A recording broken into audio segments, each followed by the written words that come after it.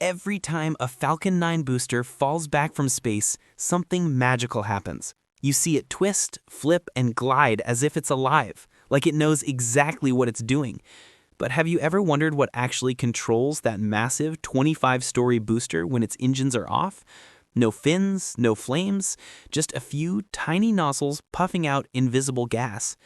Those little jets are called cold gas thrusters. They're the unsung heroes of booster recovery, the first and last line of control between success and failure. And by the time we're done here, you'll see how these tiny bursts of nitrogen literally decide whether a $50 million rocket lands perfectly on a drone ship or ends up as scrap metal at the bottom of the ocean. Before we dive in, if you love deep dives into rocket tech, make sure to subscribe to Rocketry and follow our Facebook page, Rocketry. We break down the hidden mechanics behind every incredible landing you see from SpaceX and beyond. So let's pull back the curtain on one of the most underrated rocket systems ever built, the cold gas thrusters. Let's start at the most intense moment of launch, stage separation. The Falcon 9 has already burned through nearly 400 tons of propellant. It's hurled the second stage and its payload to the edge of space, moving at almost Mach 6. Now, the mission splits in two. The upper stage continues on to orbit, while the first stage begins its completely different job, coming home safely. The main engines cut off. The interstage clamps release. A gentle push separates the two stages, and for a few seconds, the booster is completely powerless, coasting through the vacuum, tumbling, waiting. This is where the cold gas thrusters wake up. Small nitrogen nozzles hidden around the interstage start firing quick bursts of gas. Puff, puff, puff. Each puff delivers just a few newtons of force, barely enough to move a small object on Earth. But in space, without air resistance, those tiny bursts can rotate a 25-ton booster with incredible precision. It's like watching a skyscraper pirouette using only air jets. So what are these cold gas thrusters exactly? The name makes them sound fancy, but they're beautifully simple. Inside the booster is a tank filled with high-pressure nitrogen gas. When the onboard computer opens a valve, the gas rushes through a small nozzle and expands outward. That expansion creates thrust. Not much, but enough. And because there's no combustion or heat, we call it cold gas thrusters. It's pure physics. Newton's third law in action. For every action, there's an equal and opposite reaction. A puff of nitrogen in one direction produces a tiny push in the other. No flames, no explosions, no complex plumbing, just compressed gas doing its job. And that simplicity is exactly why SpaceX loves this system. In the chaotic environment of spaceflight, fewer moving parts mean fewer chances of failure. There are no pumps, no ignition systems, no propellants to mix. It's the most reliable way to control orientation when everything else is off. But the role these thrusters play is far bigger than people think. Imagine the Falcon 9's flight profile like a relay race. During ascent, the engines do all the work. During re-entry and descent, the grid fins and main engines take control. But in between, during that quiet, weightless coast, the baton is passed to the cold gas thrusters. They're the bridge between powered flight and atmospheric flight. As soon as stage separation happens, the booster's engines are pointing the wrong way, facing up while the velocity is downward. It needs to flip 180 degrees to point its engines back toward Earth. That flip is one of the most critical moments in the entire recovery sequence, and it's done entirely by those tiny nitrogen jets. Each thruster is precisely timed and fired by the guidance computer. The system constantly reads data from gyroscopes, accelerometers, and GPS, calculating the booster's rotation in real time. Every millisecond matters. Fire one thruster for a fraction of a second too long, and the booster might over-rotate, wasting valuable propellant later on. That's why this maneuver, the famous boost-back flip, looks so graceful. It's not brute force. It's balance, precision, and timing. It's like watching a dancer perform in zero gravity. Once the booster is flipped and aligned, it reignites its engines for the boost back burn, slowing itself down and setting up its path back toward the landing zone. Even during this phase, the cold gas thrusters keep working quietly in the background, making tiny adjustments to keep the booster stable.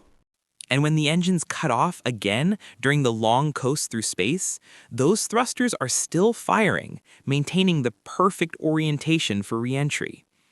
If the booster entered the atmosphere at the wrong angle, the aerodynamic forces could rip it apart or send it spinning uncontrollably. The thrusters prevent that from ever happening. It's easy to forget that above 70 kilometers, there's almost no air. The grid fins can't help until much lower altitudes, so the cold gas system is the only way to steer. It's like trying to aim a falling skyscraper with nothing but bursts of air. But SpaceX makes it look effortless. Let's zoom in on how it all works inside the interstage. The cold gas system starts with a composite overwrapped pressure vessel, a super strong carbon fiber tank storing nitrogen at incredibly high pressure. Valves connected to the tank lead to a ring of 8 nozzles, arranged symmetrically around the interstage. When commanded, those valves open for milliseconds, releasing gas through the nozzles to produce torque around different axes. By firing in specific patterns, the booster can control pitch, yaw, and roll, the 3 main ways an object rotates in space. Fire one side, you yaw. Fire the opposite, you counter-yaw. Fire opposing pairs, you roll. With that setup, the booster gets complete 3-axis control, similar to what spacecraft use to orient themselves. In fact, the same concept powers the Crew Dragon capsule. It uses nitrogen thrusters for orientation too, though with a different layout and software. It's another sign of how modular and reusable SpaceX's engineering really is. The same logic controlling a human-rated spacecraft also stabilizes a rocket booster during re-entry. Now here's something fascinating. Cold gas thrusters don't just orient the rocket, they actually save landings.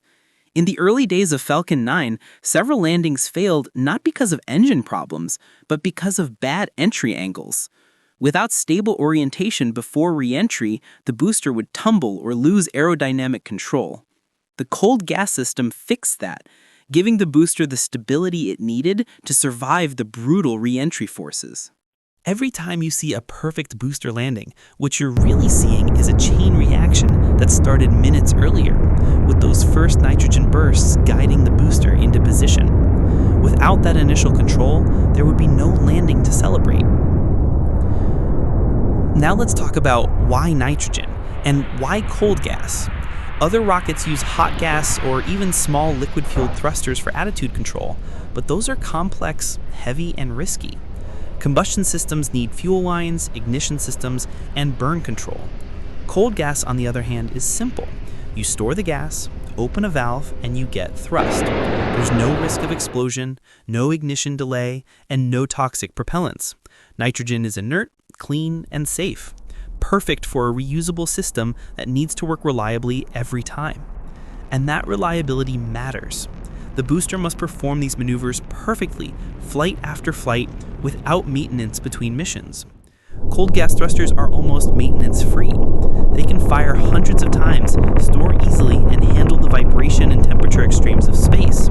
For a company that reuses rockets every few weeks, that's gold. Of course, these thrusters aren't powerful enough to fight aerodynamic forces once the booster hits denser air. At that point, they hand control over to the grid fins, those giant titanium waffle-like structures that steer the booster aerodynamically. So you can think of the cold gas system as the quiet starter of a long chain. It gives the booster stability in space, hands it off to the fins in the atmosphere, and finally, the engines take over for the landing burn. Each system depends on the one before it. Remove the cold gas thrusters and the chain collapses. The booster can't flip, can't stabilize, and can't land. This design philosophy extends into the future too. SpaceX carried everything they learned from the Falcon 9's nitrogen thrusters into the design of Starship. Starship uses a more advanced system, hot gas thrusters powered by methane and oxygen, the same propellants used in its main engines. They provide more power and efficiency, but follow the same principle: small directional bursts of gas for fine-tuned control. So the evolution is clear. What started as a few nitrogen puffs guiding a returning booster has grown into a full-fledged control system that will one day steer spaceships on Mars. It's the same idea, just scaled up and supercharged. But maybe the most poetic thing about cold gas thrusters is how invisible they are. When people watch a Falcon 9 landing, they cheer for the fire, the roar, the grid fins, the landing legs. Nobody cheers for the quiet white puffs right after stage separation. You can barely see them, but without them, everything else fails. They don't make noise, they don't glow, but they are the breath of control, the invisible intelligence guiding chaos into precision. The reason SpaceX can land boosters with such grace isn't just the big engines or the strong fins. It's the small, quiet bursts that happen long before the landing burn ever begins. Next time you watch a Falcon 9 separate and see those little white jets, remember, that's not just gas escaping. That's the system deciding whether this booster lives to fly again. From the moment it separates from the upper stage to the instant it lands on a drone ship named Of Course I Still Love You, it's guided by invisible precision: cold gas steering through vacuum, grid fins slicing through air, and engines roaring against gravity. That's the real beauty of modern rocketry. It's not just brute power. It's elegance, coordination, and control. Every movement is calculated. Every puff has a purpose. If you enjoyed exploring this hidden side of booster control, make sure to like this video, share it with your fellow space fans, and subscribe to Rocketry for more deep dive explainers like this one. And follow our Facebook page, Rocketry, where we post daily updates, spaceflight insights, and behind-the-scenes breakdowns you won't find anywhere else. Because in rocketry, sometimes the quietest systems make the loudest impact. This is Rocketry, where we explore the power of control